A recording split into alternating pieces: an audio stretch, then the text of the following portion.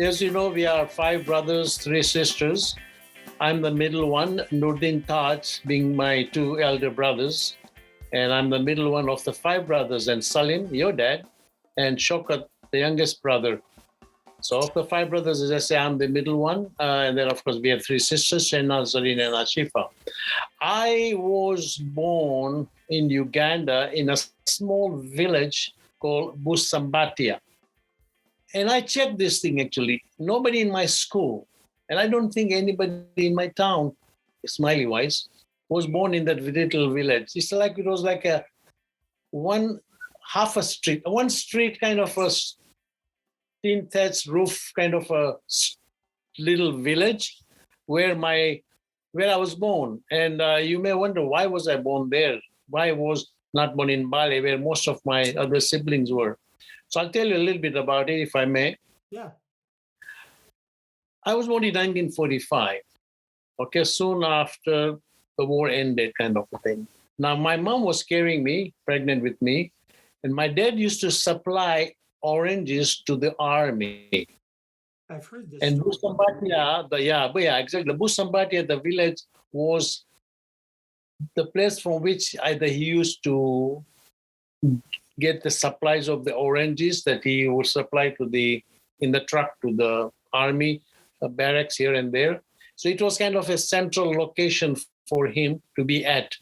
So I'm sure it was a temporary move there to Busambatia. And that's where I was born because of that reason that they were, my dad was doing that kind of a business at the time. And I don't think they stayed there too long. Soon after I was born, maybe I was told maybe a year or so, and then they moved to Mbale, where most of my other siblings were born. So Busambatia in Uganda, a little village, not far from Mbale. Yeah. Okay. And Amin Kanji is your name. Full name is Amin Muhammad, one word, Kanji. My uncle named me Amin Muhammad. Oh. Yeah, my dad's brother-in-law, my dad's sister's husband. In those days, uncles and aunts used to name the newborn, whether you like it or not. I'm stuck with the name Amin Muhammad, one word. I'm fine with that, but I only use Amin, a short form, a short name kind of. Ah. So when I spoke with Nurdinada, I asked about Bapaji and Maji, and when I listened to the episode again, I realized we talked a bit about Bapaji, but not at all about Maji. Tell me about your mom. Now, we call her Maji. Of course. Tell you about my mom? Yeah, Khatija. Yeah. What can I tell you about my mom? My rest of my siblings, if they are going to be listening to this conversation, they will not be happy. But I think I was my mom's favorite. I'm bravely and boldly saying that. I think I was my mom's favorite. Believe me, I'm not kidding you. In fact, you know what? Ask anybody. Yeah. They all say that I even look like my mom. My features are like my mom. I'm the only son that looks like my mom. I don't know if you can tell, but I only say my mom's features. Some of my older photos, of course, without the beard and the mustache, please. Yeah. But some of my older photos, you'll see my face and my mom's face very similar. Anyway, that is a feature I'm talking about. My mom, my goodness, what can I tell you about my mother? She, as you know, she gave birth to 5 children and 2 girls, then 5 boys, 2 girls, and as if they didn't have enough in the family. And because they could not have any more children, my mom went, and of course my dad went and adopted an 8th one, as you know, Ashifa. Mm-hmm. Brought Ashifa when she was a few weeks old. Always loved children around them, both of them. My mom loved children so much so that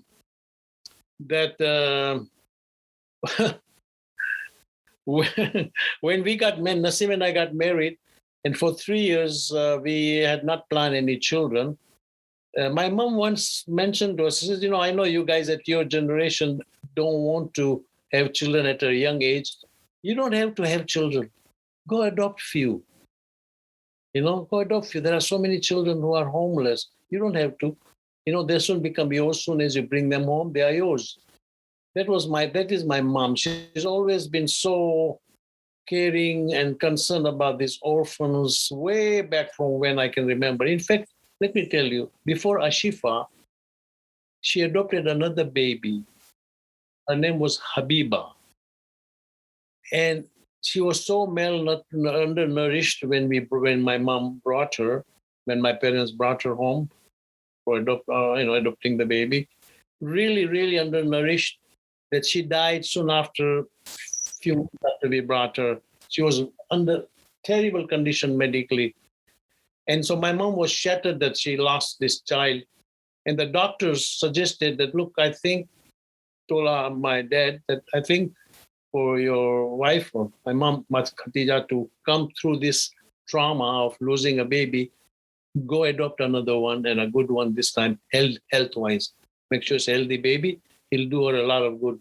Sure enough, not long after Habiba passed away, the adopted child, mom brought another one, Ashifa, and rest is history. I didn't know that Habiba was an adopted daughter. Oh, no, Habiba, well, yeah, she was, we named her Habiba, but she died a few months after we brought her home. Your dad will be more accurate in giving you more details on it when you talk to him as to how long did Habiba survive. But yeah, we adopted Habiba, man. We had adopted my parents had adopted a child, and unfortunately didn't survive. Yeah. What do you remember about your dad, Bapaji? Papaji, my goodness, he was such an amazing guy. As you know, I mean, you spend so much time with him, Karim. But my dad was such a generous, kind. He was very popular with my friends. My dad was very popular. I'm not bragging this. I'm not saying this out of any, you know. My dad, my friends used to tell me, and I'm not talking about one friend. Quite a few. They used to tell me, I wish my dad was like your dad. Your dad is so like a friend with you, so friendly. He jokes with us. He laughs at our jokes. He doesn't like we come to your house. He doesn't make us feel uncomfortable. He's so welcoming. Yeah, my dad was very popular with my friends. He was very very funny with them, joked with them, got to their level. Uh, and uh, and as you know, my dad was I think 14 years of age when he came from India with my grandfather, his dad, and he was in business right from day one, helping his dad. Once my grandfather had a shop, my dad used to run the business with my grandfather, his father. My dad, I don't think he had any other uh, business or job except for the transporting the oranges and stuff like that. My dad also used to deal in second-hand cars, selling cars back in Bali. We often used to have second-hand used cars in our yard, two, three, four cars, and he was dealing, selling, buying, selling, buying used cars. He was also. This is, I think, where the rest of us, your dad and me, and the rest of my siblings, have got the voluntary thing in us. My dad was a very good voluntary worker in the community, our Ismaili community. He was a uniform volunteer as well as very, very much involved in various functions and events in Bali in our community. As you know, later in life, once he closed his business, he became a full-time Jamaat Bhai. You know what is a Jamaat Bhai? Looking after the Jamaat Khana and taking care of, this, that, and the other related to Jamaat Khana. A paid Jamaat Bhai. He was in fact living in the quarters of Mbale Jamaat Khana, right next to Khane, adjoining almost Khane was Jamaat Bhai's residence. So they used to live there. This happened long after I left Mbale in 1966 to come to UK. We talk about that later on. So she closed his shop and he became a Sevadar. He became a Jamaat Bhai. Him and my mom, of course. Do you remember your grandfather? Oh, of course. Okay, Very so much. tell what his name, your grandmother's name. Yeah, my grandfather, Mr. Kasam Kanji. Well, Kanji is his my great grandfather's name, but Kasam Bhai. My grandfather's name was Kasam Bhai, my dad's father. He was a very very well respected man in the community. Again, very religious. Never missed Jamaat Khana morning or evenings. Um, quite a respectable man in our community, and he used to run a shop with my dad, as I say. And very strong guy was a. I think your dad has his built, like he was quite a tall, fairly built, strong built guy. Um, and yeah, he lived a good life. I never met his wife, my grandma. She died. I think we were very little. I don't even know. As I say, your dad is so good with family tree and family history. He will be able to be more accurate as to when did grandma pass away. My granddad, I knew him very well. In fact, Nassim also met my grandfather before we got married in Nairobi. When he found, she introduced herself, went to his place. He was living in Nairobi temporarily, and Nassim happened to pass through there. So she met him. He was very happy that Nassim and I were kind of planning to get married and all that.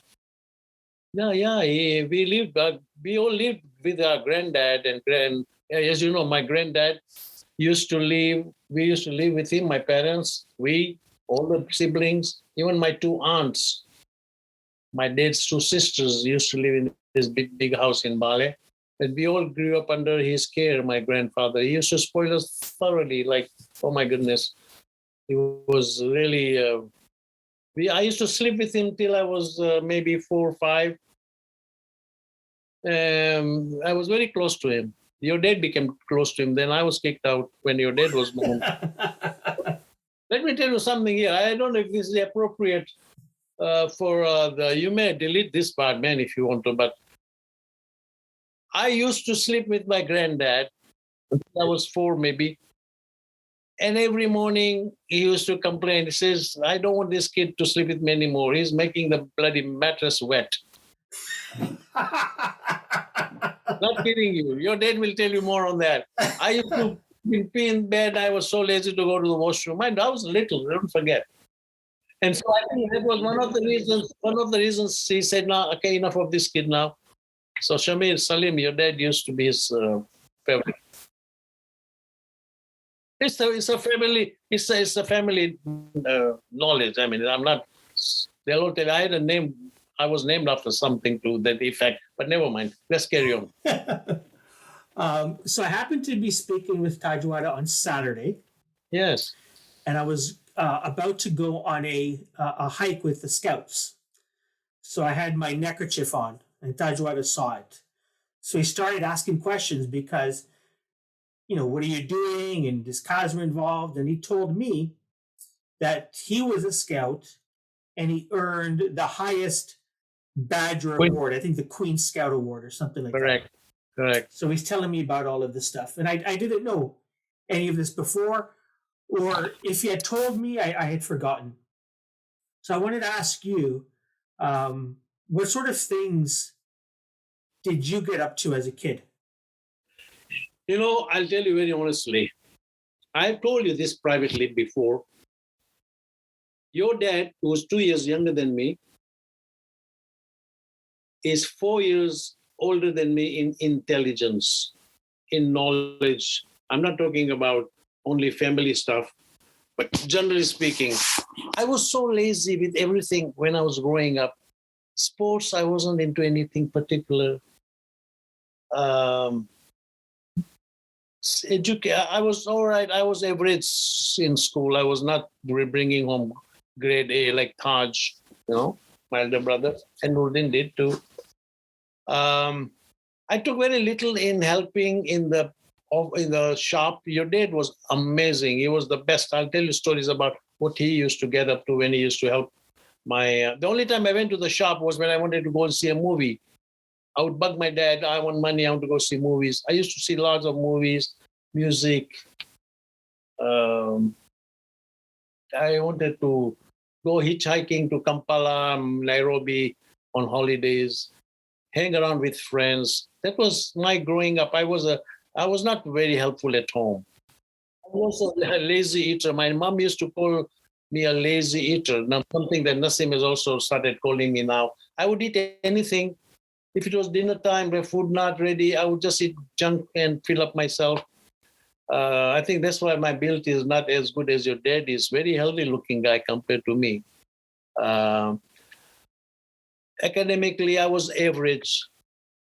Sports wise, Shokat and your dad were very athletic. They used to get enrolled in school, sports, soccer, and all that. I played volleyball because I had to play it with my school thing, class. One of the requirement was. So I used to play just for the sake of it.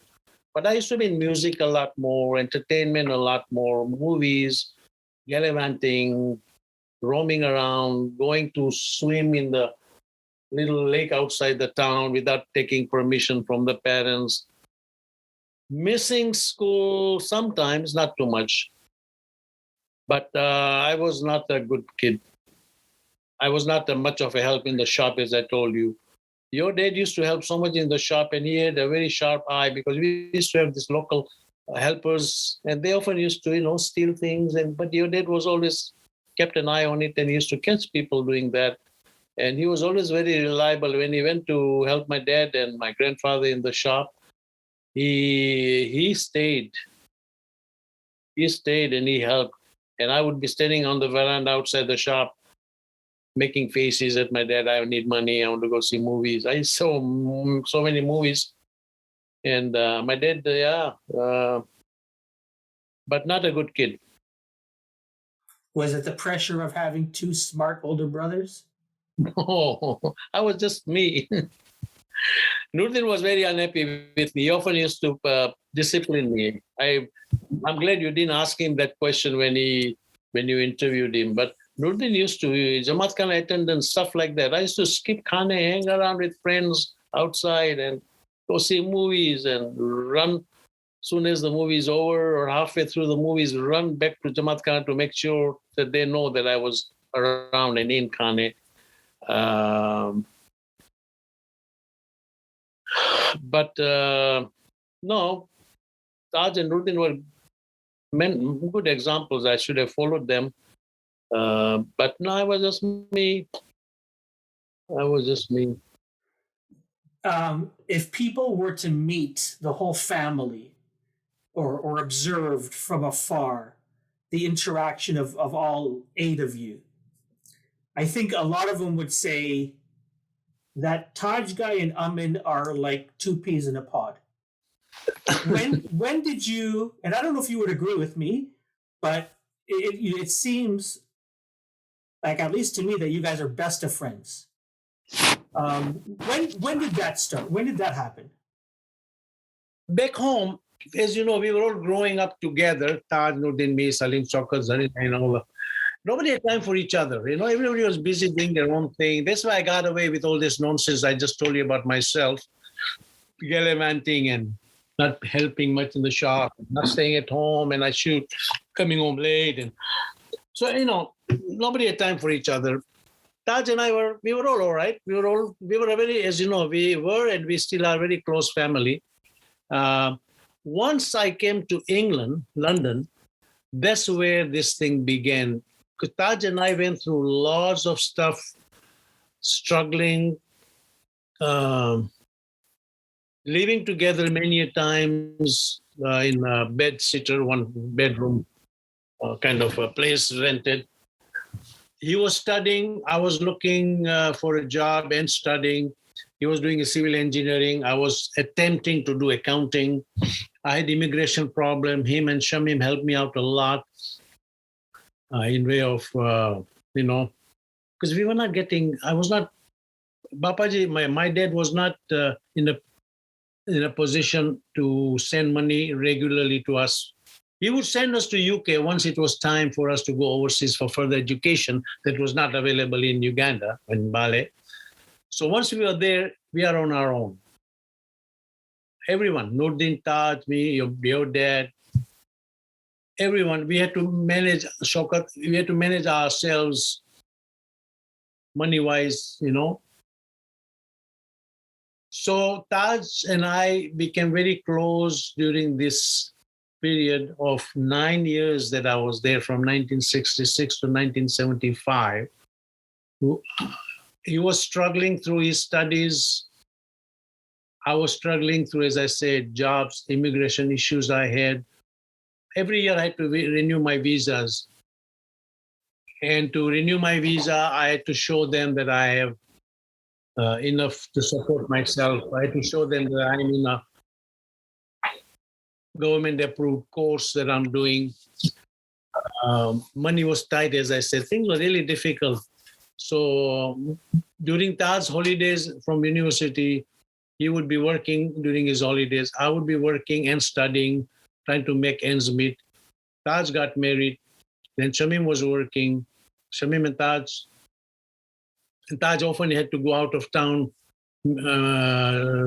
for work, because his civil engineering course was such that he had to work so much and study so much and all that. And so he was often out of town, and then I would be home with Shamim, giving her, company and studying, and not coming home till very late because I was doing evening courses. At times I had two jobs, part-time jobs, and also studying in the evening. Things were rough. But we became close because we both went through very, very hard times, Taj and I. That's what made us become so close, And we've been very, very close ever since then, because we've seen it all, So today I was just talking to him today. Funny you should mention this, and we were funny enough. We were talking about those days when we were struggling through life, but it all paid off at the end, really. Yeah, for sure.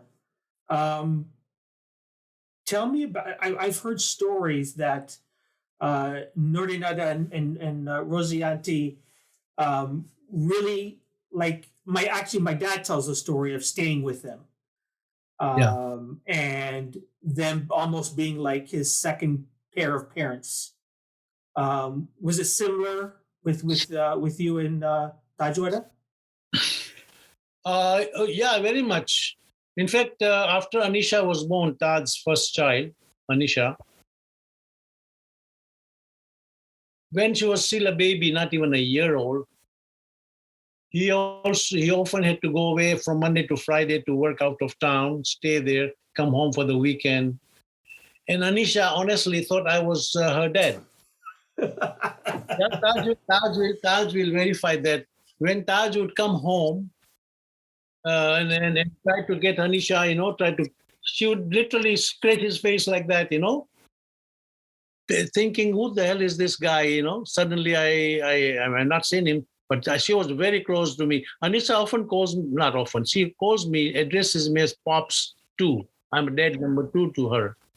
But no, she was really, really very much frightened of poor guy. I felt so bad. And Shamim was sad and trying to, make her understand, this is your papa. And Anisha, I was very close to Anisha. Of course, I used to live with them. We used to share everything. As I said, we've seen our hard times together and all that. But no, Anisha, when Anisha was born, of course, things also started to change, because soon after that, Taj did qualify and become a civil engineer and things started going up like that, Suddenly we had a car. We were roaming around. We were using public transport until then. Suddenly we had this used second-hand car, Tajed, and nicer place to live in, an extra room that I was sharing. I was with them longer period than I think your dad was with Nurdin and Rosina. In way of, like, staying with them very long time. And then I got married, and of course I needed my own privacy. It was really funny. There was a place in Bexley, Maisonette, a fourplex. It was a house, a building with 4 units. So one of the units was what Nurdin bought. I helped him move from Finchley, where he used to live, to this Bexley place, I remember, in 1968, 69, I believe. Yeah. So he bought that. I'll keep this very short. He bought it. He stayed there for a long time. That's when your dad stayed with him. Then Taj and Shamim moved in there, and I stayed with them, Taj and Shamim, at that place for a while actually. Then I got married, and Taj and Shamim moved to some other place with Anisha with the baby, and Nasim and I stayed there in this same place. And then 1975, Nasim and I moved to Canada with Shamir, 7-month-old baby. And eventually Shokat bought it off Nurdin, this place. Yeah, that place has got history. And three of like Taj's daughter, Anisha, you, Karim, and Shamir were all born, I don't know if you know, at Queen Mary's Hospital in Sidcup, which is the nearest hospital from this village, Bexley village in Kent. So that place has quite a history. In Bexley, do you remember what the address might have been? Of course. How could I forget? What's the address? 15 Harbex Close, Harbex, Harbex Close, Bexley, Kent. I don't know the zip code. And did you know, Karim, that when you were born at the Queen Mary's Hospital in Sidcup, your dad was in Uganda, I believe. What year were you born? 72. Yeah, exactly. Yeah, your dad was in Uganda, trying to make his way to London, I believe. Your mom, I took your mom to Queen Mary's Hospital. Did you know this story? I took your mom to Queen Mary's Hospital. I was waiting in the waiting room, and your mom went in to have the baby, for you to pop out. I think you took your sweet time anyhow. So I'm waiting, twiddling my thumb, and then eventually you were born, and the nurse comes out in the waiting room and says, Mr. Kanji. I said, yeah, I'm Mr. Kanji. So congratulations, your wife just gave birth to a baby boy. So I said, no, I'm not the father. She said, yeah, everybody says that. No, it's my brother's son, my brother's wife, my brother's son was born. So we had a good laugh from then anyway. Yeah, so yeah, I was there, not your dad, when you were born, buddy, just to let you know. For almost 2 years, you and your brothers and sisters have been meeting every week, sometimes more than once a week. Now, because everybody lives in different cities around the world, you guys have been meeting online, but still every single week. I have to tell you, all of your kids could not do that. They have not done that. We tried for a year. We gave up. Tried every once a month. We'll see what happens with that. But you guys almost, I think everybody at some point in this 5-hour escapade will log in and say hello. I think we take it for granted that all of you still get along. I am not aware of so many families that do this. What's What's the secret? Why are all of you so close that you will devote like many hours on a Friday to talk and to sing and to joke and to cry and to laugh? Like, why do you do this every week? Okay, 5 brothers, 3 sisters, Karim. We are spread out in how many continents? You know, UK, Nurdin now is in Africa. Uh, and we are here in Canada. Over 3 continents, we are all spread out. And then in Canada, not everyone is in the same city, as you know. Zareen Chena's, the 2 sisters are in Calgary. Me, Ashifa, and your dad are here in Toronto. Taj and Shokat are in UK. Nurdin was there too, but for the last few months he's in Nairobi, which is coming back now. But even with him being in Nairobi, we still get connected every time the internet is behaving. The reason, first of all, distance, as you know, makes the heart go fonder. Yeah, we have not seen each other for over 2.5 years due to COVID.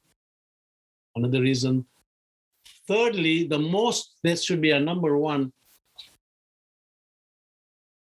I was telling my mom when she was, alive, long time back. I said, Mom, why did you have so many of us? It is so difficult now with Nurdin there, Taj there, and me and Salim only here, and girls are away. Not seeing them. We miss them so much. It would have been nice to have just 2 brothers or only 1 or 2 sisters. It is really heartbreaking. We can't see them so much. Over a nice conversation, I just happened to mention this. He said, what about us? She said, you're telling you're missing your sibling, your brothers and sisters. What about us? We want all of you to be in the same house like we used to back in Uganda. She says, I know what you're saying. I said, and another thing is, why are we so united, Mom? You instill in us this thing about unity. I said, sometimes I wish we were not united. Then we won't miss it so much. Stupid thing to say, Karim. Silly thing to say. I said, we are so united that we miss each other so much, that it is just crazy. Mom and Dad have instilled this thing into us that we should be like, one. We are 5. We have our own different ways, like a branch on a tree, growing in different directions. The roots are the same, Karim. Our roots are so strong, so that is what is keeping us together. We are always there for each other, as you know. We will not talk about Mance, the company. That's so. I'll let that. You can ask that question to somebody else. One of the other brothers. I'm not going to go into that. No, but in good days, in bad times we had, bad times we had. It needn't break us up. We still were together. We lost some money here, investing there, but that brought us, I think, even closer. Nurdin being the mentor, Taj being the advisor. I don't blame him for where things went wrong, but he was always there to advise how to still carry on with life in spite of what's happened. No, everyone contributed so much when we went through bad times. During the good times, we are always there. As you know, during Rosina's funeral, everyone was there. You saw that, we are so blessed also, Karim, that not only the brothers and the sisters, but also the spouses, the in-laws, that they are also giving and caring and united. And they see how we all are so close that they also help us to keep the family knitted, no separation. Every time they consult each other. Rosina was, of course, the mentor for them all. She always was the person that I think we went to if there was anything to decide about any family issues or decisions to be made, gifts to be given for a big occasion, or charity work to be done, or a personal advice. We would always go to Rosina individually, collectively, whatever it was at that time, to ask her advice for. So not only, as I said, the brothers, but also we were blessed that also all the in-laws are so united, so helpful in making sure that we all stay connected. Often, I'm sure your mom reminds your dad many a times, did you call your sisters? Have you kept in touch with them? It is the same thing, Nasim reminds me from time to time when Maji and Papaji were alive. Did you call your parent, mom? You haven't called them for so long. Call them, get connected, stay in touch. So all those things that kept us united, and although we are far away from each other, Zoom is one blessing. Thank goodness to COVID. That yes, you're right. We without fail 12:30 every Friday we connect, and we are on till 4:30, 5:30, sometimes 6 o'clock, yapping away, talking, discussing, asking for each other's issues about any problem they may have, and then end up boring each other by singing. Tell me about meeting Nasimati. Have I met her yet? Yeah, my wife. You asked about Nasim, my wife. In 1966, when I went to London, she came soon after that, a few months after that. And I saw her in Jamaat Khana, place that typically everyone meets. And we got introduced by a mutual, somebody I knew, and she used to share a hostel with. So we got introduced, and that was where we first met in 1966. A year and a half later, she finished her studies, and we became pretty close. I told her what I felt about her, and she was a very reluctant person because her brothers were very strict with her when she left home. Like, be careful. Overseas boys are not very nice. You might get into this, that, and the other. So she was very hesitant in the beginning. But once she met, I'm not kidding you, Karim, this again comes to the siblings. Once she met my brothers like Taj and Nurdin, your dad, before we got married, it was confirmed that we would be settling one day together. She was very impressed with my siblings, and she thought, yes, he does come from a good family. It was Nurdin, apparently, in border of Kenya and Tanzania that met Kurban, Nasim's brother. They decided that, yes, Nasim should not go to. By the way, she went back to Tanzania, and then she was working there. So it was them two that got together to decide that Nasim should go back to UK and they should get married. So that's how it happened. Anyway, so we were away for almost 3.5 years, by the way, Karim. She went back to Tanzania, and we kept in touch via letters. Phones were very, very, very expensive. I think within 3.5 years, we may have called each other maybe 5 times, maybe, if we were lucky. But otherwise, we always used to write letters to each other, and that's how we kept in touch. And I kept my promise. I didn't find anybody else, if I may use the word. Why are you winking? I'm not winking. I'm saying I did not commit myself to anybody else, as I had committed to Nasim. And yes, he came back, and we got married in 1971. 17 July 71. You reminded me of something I wanted to ask you. It was maybe 2 weeks ago. I came on. I interrupted your Zoom call with your brothers and sisters, and Nordinada was there, and he was getting tired because he's, 8 hours ahead Nairobi time, and it was so amazing to see how everybody, there was a reverence for him, like respect that this is, he's not your Nordinada, but it was like, it's okay, Ba, go to sleep. It's okay. It was like, I was like, they're talking to him like this is their father. Um, Tell me about this relationship and this reverence I feel that you guys have for Nurdin. Karim, your mother, your mom, and look at her with her. She doesn't call her elder brothers by the name Motabai, elder brother, Motabai. She always addresses her elder brothers with Motabai. To distinguish, she may name Badur Bai and Motabai and Sadru Bai, who passed away, Motabai. It is in us, in everybody, not our family. With Nurdin, of course, we call him the Gandhi of the family. The guy doesn't have any vices. He's so pure, he's so caring, and he's so giving, and he's so loving.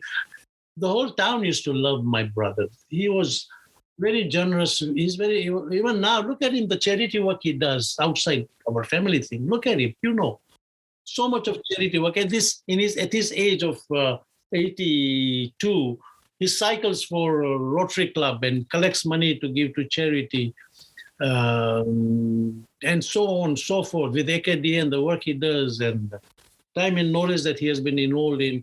He's a very kind-hearted, loving. I think if we have a drop of little bit of goodness in any one of us, it is from him that we have, got watching him calm as a cucumber. This guy, so calm. You never hear him raise voice. If we ever complain to him about anything, even about, we are united, but we still have issues with each other. And when we go to him, we'll get the best of the best advice from him, how to handle the situation at hand, how to, constantly he keeps on asking us. When he calls me, for example, he'll ask me, "Oh, how is Ashifa? When did you last speak to Ashifa, being the youngest sister? Have you spoken to Zareen, Shainaz, how are they doing?" kind of thing. Always there'll be this.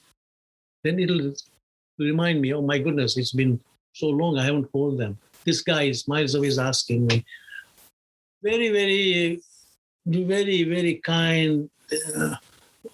We have followed his examples in as much as we could in all the good things he does in life. So the respect comes, with that. Our parents have always said, you have to listen to your elder brother, that's Nurdin. Taj and I were all right on board. I ask for his advice and he will give me if he thinks it is worth that I will ever listen to it. But Nurdin, we all keep him up there, all of them, sisters too, Sainas and Zareen and everybody. Even the daughter, like I said, even since your mom, my wife, Jenny, Shokat's wife, they all have highest respect for Nurdin. Highest respect. They like no argument. And there's a word from him, is it?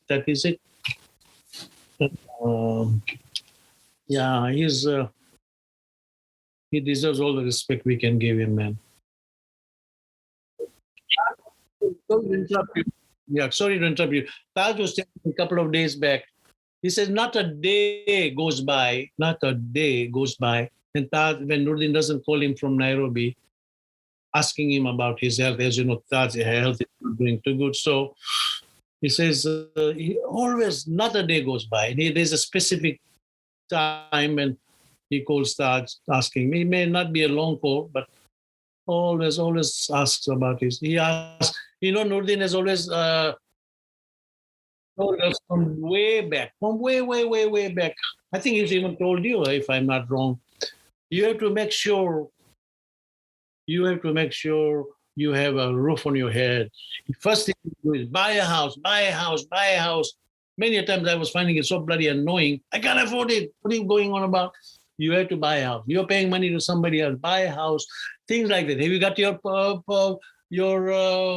will done up for the family will? That the family doesn't go, your wife doesn't, and your children don't go through this living hell. God forbid something happens to you. Have you got your will in order? Things like that. Have you got all your bank issues and your money you owe all documented so that people don't have to go through this, that, all those things. He's always concerned about us. Do this, do that. This is important. That is not important. Sorry, you were going to be asking me a question. I interrupted you. No, that's good. Tell me about your kids, Sherman and Alim. I know them as my cousins, but You tell me know about my first and my second mistakes. I hope they don't hear this one. This one out. Samir and Lai, what can I tell you? Yeah, I wanted girls, and God gave me boys. Karim, how many brothers are we? 5. And how many sisters are we? 3. When mom, Maji, my mom brought Ashifa home, baby, adopted. My mom made a comment, continuously made a comment, even long before she passed away, she mentioned this too. If there is one son of mine's, Mom Maji used to say, it would be Amin, who deserves a daughter. Okay. Deserves a daughter. Why she said that? When we brought Ashita home, I was the only one who would wake up in the middle of the night like a new father, and I was a young teenager at the time. I was the only one waking up in the middle of the night to go to Ashifa's room to see in the crib, is she got the blanket properly on? Is she sleeping all right? Things like that. And I remember that I used to love girls, little babies so much. What happens, Karim? You're talking about my 2 boys. So I got married. I go, Nasim is having, in 1974, when Shamir was born in Bexley, Kent, the hospital. So I go to the hospital, and at that time, they never told us whether they're going to have a boy or a girl. So I go into the room. Nasim is crying. So what happened? So it's a boy. I gave birth to a boy. I said, so what are you crying for? It's all right. She says, I know you wanted a girl so much. I said, next time. 2 years later, literally, September 20th, Shamir was born. September 21st, 76, Alim was born. 2 years and a day. So the second one, a boy. Now, Maji said, I am the only one who deserves a girl. Nurdin has got a girl and a boy. Taj has got 2 girls. Salim has got you. Shami, you, your sister, and another boy, another girl in the family. Zarin has got a girl and a boy. Shena's got a boy and a girl. Ashifa, girl and a boy. I don't have a daughter. And then what happened? I said, okay, maybe granddaughter. Shamir gets 2 boys. And then Alim finally, I don't know what pills and medications his wife took. Finally, we got Zara as a granddaughter. Coming back to Shamir and Alim. Yeah, Shamir and Alim, as you know, they are 2 years apart. Shamir was born in London, Kent, in the hospital I told you. He was 7 months old when we brought him here. And then 2 years later, Alim was born. What can I tell you? There's nothing that you don't know about them. They grew up with you guys. Terror, growing up, was a challenge. But like I told you before, bringing them up was quite a challenge. And if bringing up kids was not a challenge, then as they say, they would not have started with the word labor. Am I right? Tell your wife. She'll talk to your wife. She'll tell you all about it. I think that was a joke you said last week. It was not a joke. I said it, and my son Shamir is on the Zoom, and he said, "Dad, you got to stop reading Reader's Digest." Yeah. When did you get into, or not when, but music is a huge, like everywhere you go, you're bringing. I think you have in your car, you have a karaoke set. So whatever party you go to, you bring your karaoke machine. I find singing very therapeutic, Karim. I love singing. Yeah. Way back home, I don't know if you know, but we had a group called La Sombreros. If you heard that New Zealand broadcast I sent you, then I requested songs. He's even mentioned the name of my group, because of course I told him about it, and so he broadcasted it. I was in a band back home. Not a very great big instrumental band, because in Uganda you could not even get a guitar unless you drove miles away. Hardly anything. We had a pair of bongos, maracas, tom-tom, the big drum thing. And occasionally, we would borrow someone's drum set and a guitarist. We were a vocalist group more than instrumental. So that's where we began. And I always loved, as I told you, I was more into entertainment and singing and music than studying in my growing age. So I've always had interest. We had one radio in the house, Karim, in Uganda, Mbale. One radio, a very old radio. And we were how many in the family with my dad's two sisters? We thought they were our sisters. They were our aunts. We grew up with them, kids and all that. Everybody wanted to listen to the radio stations. And I wanted my own one particular station called Forces Favorite. They used to play songs for the army who were in East Africa. I'm talking about 50s, late 50s, mid 50s. So yeah, I always liked music since then. Then I came to UK where I got my first transistor radio, little tiny one from Taj. He gave me a gift. He's used transistor radio. Then those things started happening about myself, a gramophone and these LPs from garage sale, what they call jumble sale there. I collected lots and lots of records. I think you have got a couple of our LPs sitting behind you there. You showed it to us last time, Nat King Cole and all that. Anyhow, so it was, we started then finally collecting music stuff. Came to Canada. I got 3 karaoke machines in the house. You're right, except for one in the car, one in my family room, 2 in my other rooms. I often have a karaoke session with few friends here. In fact, last Saturday, we were sitting with few friends after a long time at a good karaoke session. I belong to a couple of groups that once a week we have a karaoke gathering on Zoom. I love singing. As I say, it's very therapeutic. I love it. Unfortunately, things have happened so fast with the music, as you know, that you can get any song anytime, downstream it. Don't even have to spend much money these days. My collection is going through the roof now. Every Friday we meet, as you know. Even your dad has taken up singing now, thank goodness.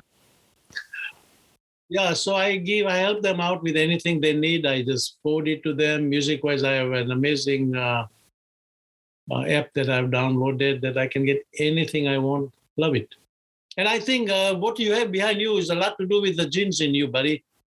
We must Might have. be. Yeah, it is.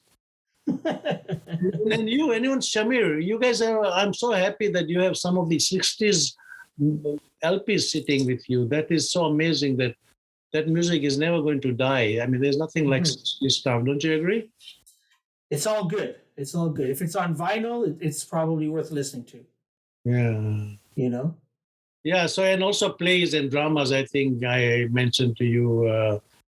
I became interested in, I used to take part in school plays back home. I can name you a few plays I took part in: Shakespeare's Macbeth, Othello, a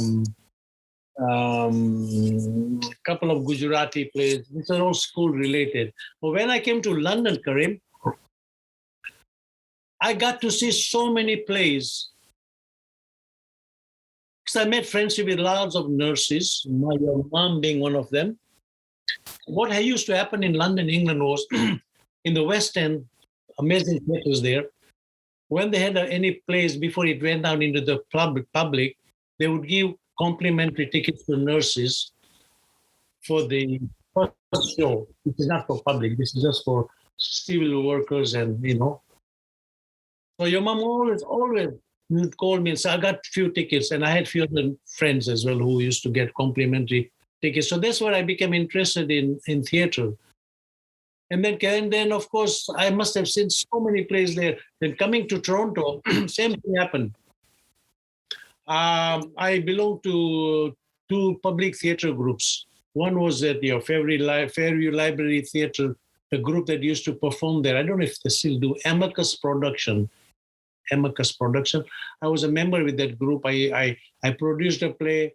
I took part in one play, and I was always behind the scene helping with arranging the stage and costumes and sometimes minding the door for the tickets and stuff like that.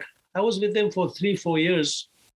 I took part, as I say, in a play called The Big Knife. And I have a video of that. I'll show it to you someday. And then I was also with another very prestigious stage, West Theatre out in the West, this part of town in Mississauga.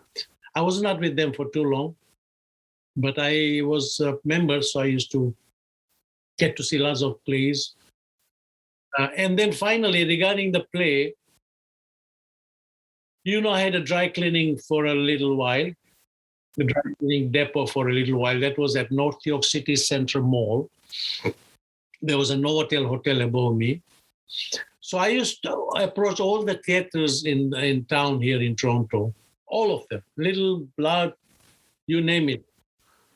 I approached them and I told them that I have a dry cleaning depot and I have a hotel above me, Novotel Hotel.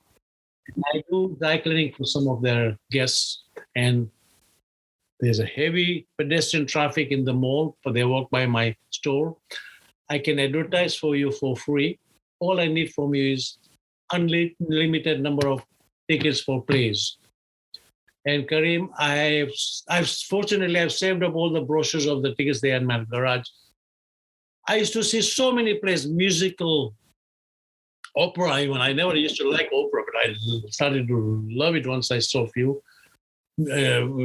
Drama plays, amazing. I must have seen that Mousetrap. That I don't know, is it still running in that factory theater, Mousetrap? No, but I think I got tickets from you for that, I think. There you go. I used to get tickets like left, right, and center to so many theaters because I used to advertise for them. I used to stick a poster on my window at the theater in the mall there in my shop, and they would give me flyers that I would attach to every dry cleaning order that went out. Mm-hmm. So they saw this and they thought this was amazing. In fact, I had an empty space next to I don't know if you ever visited my store, where I used to display tuxedos, which I used to rent as well. Yeah. In that corner, I used to keep some display of some plays, artifacts, and some fancy posters with lights and all that in that little space that really attracted lots of people as they're walking by to see what's happening in town, play-wise, theater-wise. Yeah. So that was another chance I got to see plays. So I have to tell you this story. I have 3 podcasts. Right. One of them is called Welcome to the Music. Right. And on this podcast, I have a co-host. He's a good friend of mine. His name is Greg Tilston. Greg used to be in a few bands from Oshawa back in the day. So him and I were speaking once on a show, and we were asking each other about our first concerts. So he would tell me his first concert, and not, when you're a baby, you go see these, baby groups, your parents might take you to the library. But our first real, concert in a theater or an arena or something like that. And so I told him about my first concert, which you took me to. It was New Year's Eve concert at Maple Leaf Gardens.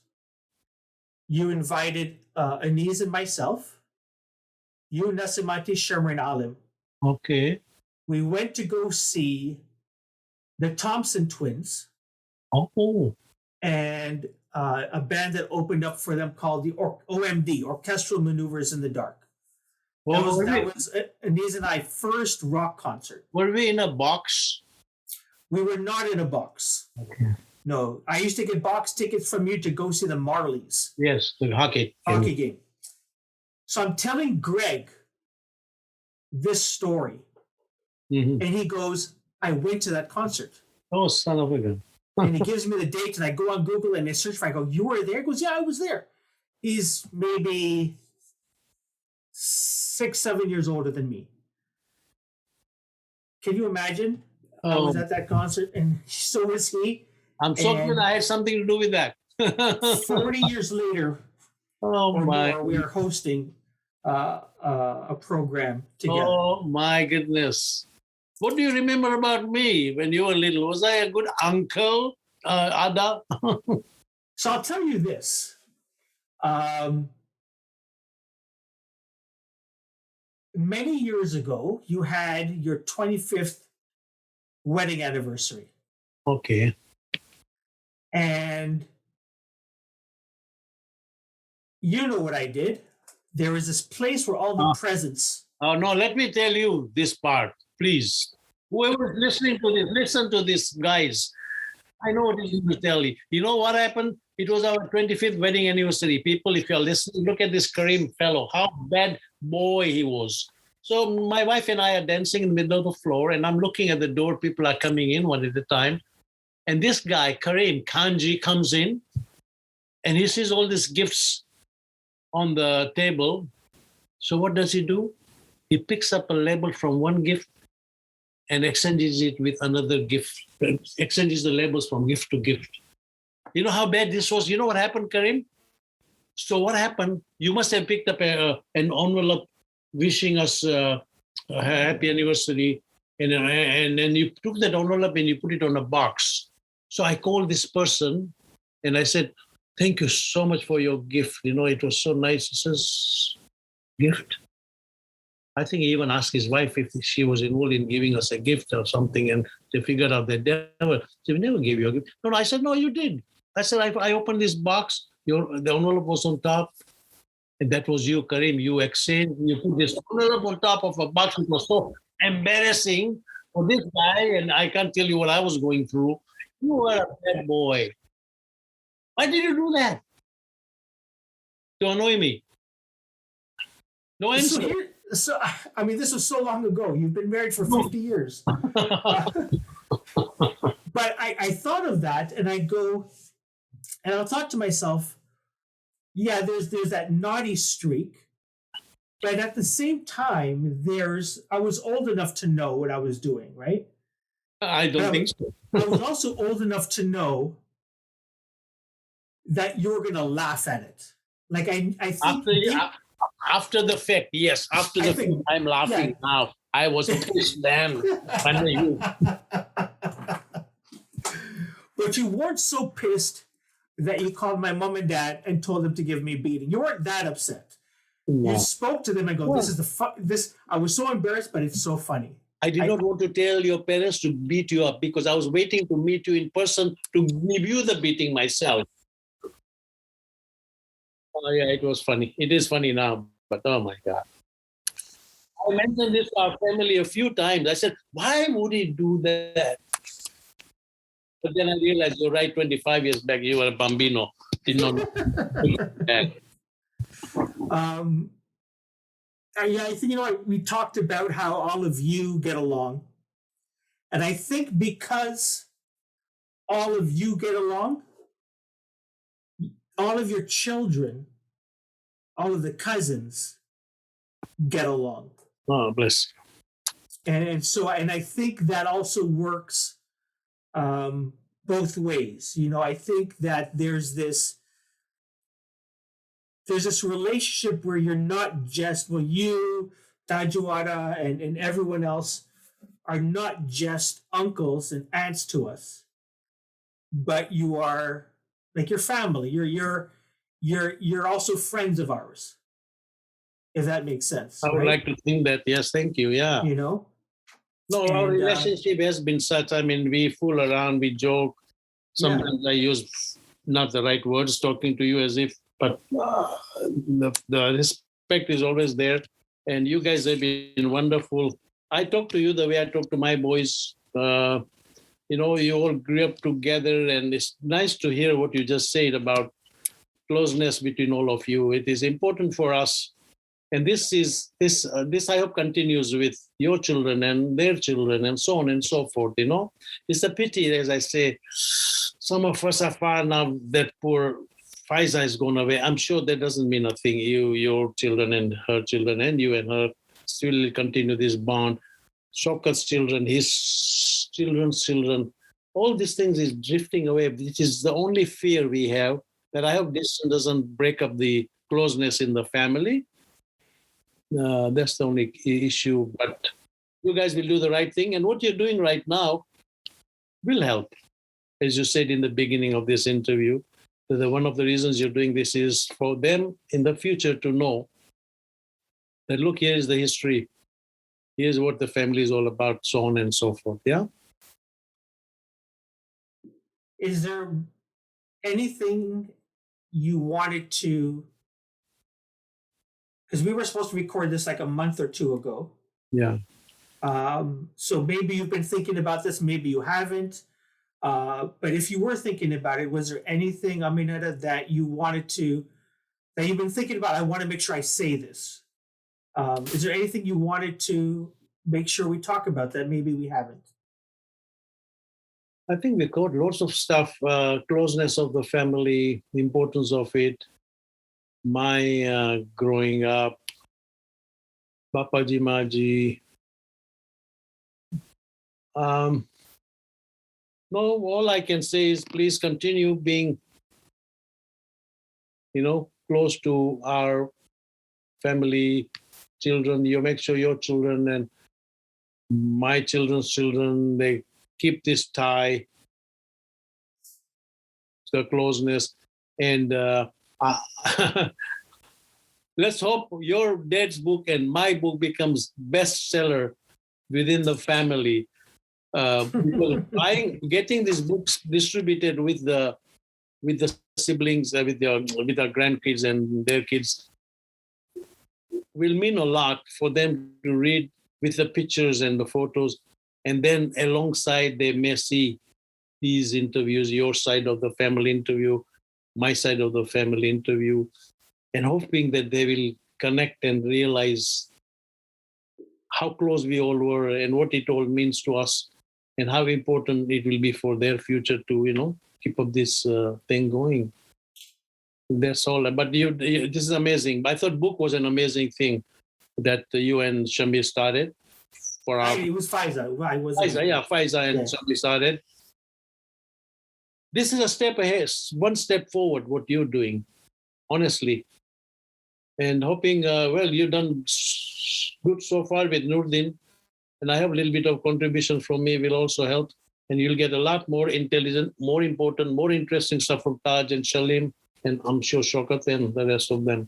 So thank you very much. I really appreciate your time. I know you're a busy man. I wish you all the best and keep it up, my brother. Thank you, Aminata. So I forgot this other story. Mm-hmm. I think there's something about you that I enjoy, and that is not getting you upset, but doing things that I find so funny that get you upset. Like, right? For example? So you talked about the anniversary. Mm-hmm.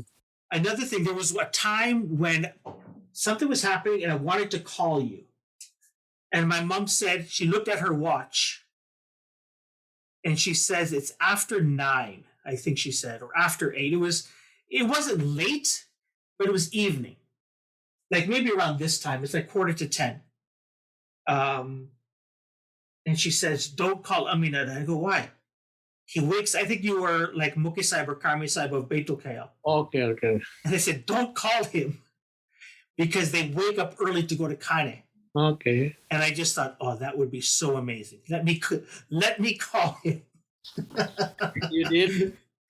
And so I said, listen, if he picks up, then he's awake. If he doesn't pick up, then he's sleeping. And what happened? I think you picked up. Was I upset? I don't know if you were upset, but you might have. I don't think my mom was very happy with me. But it brought me a little bit of joy. That I said, I have to tell you one thing. I don't mind admitting this in public. During my first hodo we were Rojo Mukhi, Betul Kial Kamaria, and Jamati Kamaria. During our Rojo Mukhi, you came to one of my madlas. Okay? And after the madlas was over and all that, I thought we were socializing either outside or at your house or my house, I don't remember. And I must have asked you because you wouldn't just voluntarily say this. So I asked you, and you were so freaking honest with this. You must have been, if I gave you the year, you'd tell me how old you were. 1980, 1980. How old were you in 1980? Yeah, it was 1980. That's where we were first Mandiri Mukhi for Rojo. So I must have asked you, so what did you think of it? Karim, did you enjoy the Mallas? And you know what you told me? And after that, I was in Mandiri. I was as I say, Kamaria and Mukhi in two different. Okay. And I always took your advice since then. You know what you told me when I asked you, what did you think of of the Madlas? He says, Aminada, I don't know why you never smile when you're up there, sitting up there. You're very serious. You remember you telling me that? I don't remember that, but I remember making faces at you. Yeah, even then I didn't smile, did I? Maybe you're making faces at me to make me smile. You asked me, why don't you smile when you're up there? You're so serious. And I said to God, I remember it so well that I have always kept it in my head that now every time I'm sitting up there, I have a false smile on my freaking face.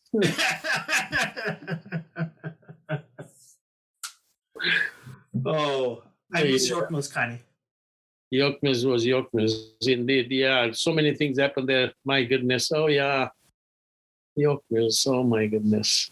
We live just down the street from York Mills now. Yeah, I know.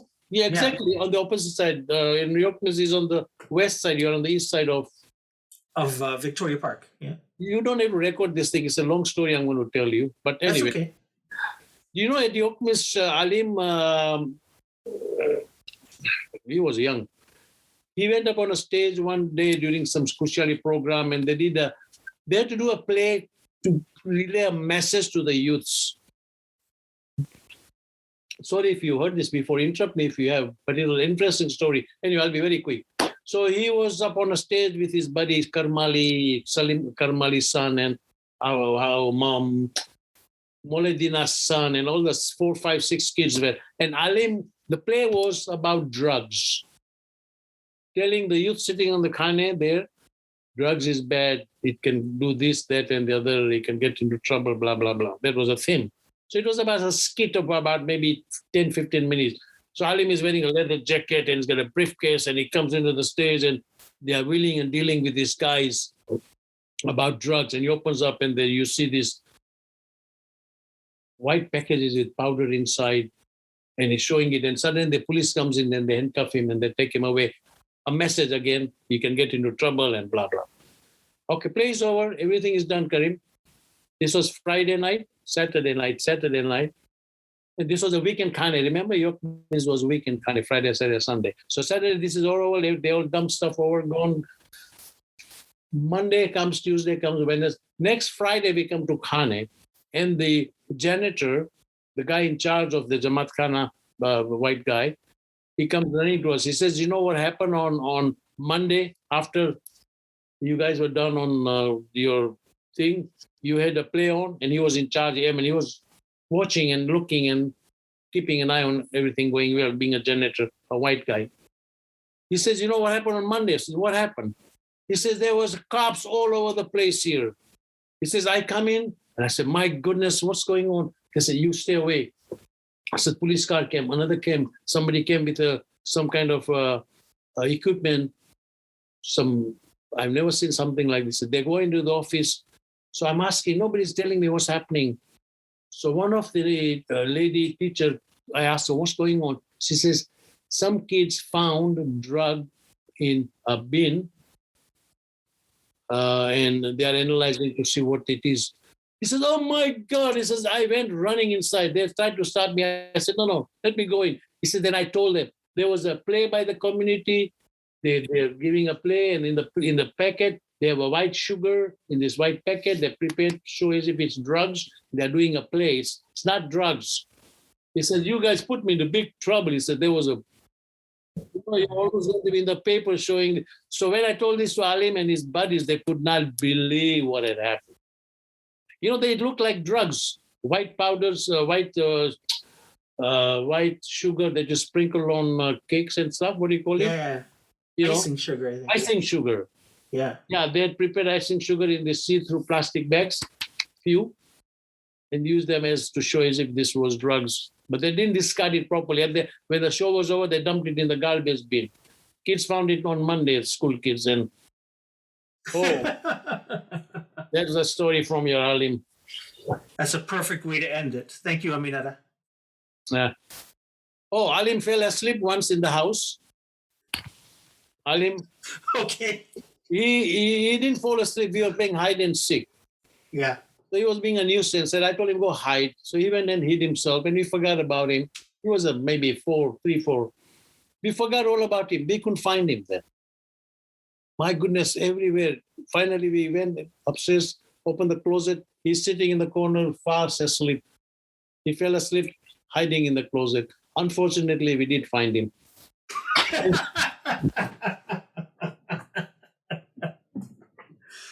Brilliant. Thank you, Karim. Thank you, Aminata. You have a blessed day. Love to the family and take care. You as well. And I still have to say this, stop the recording. You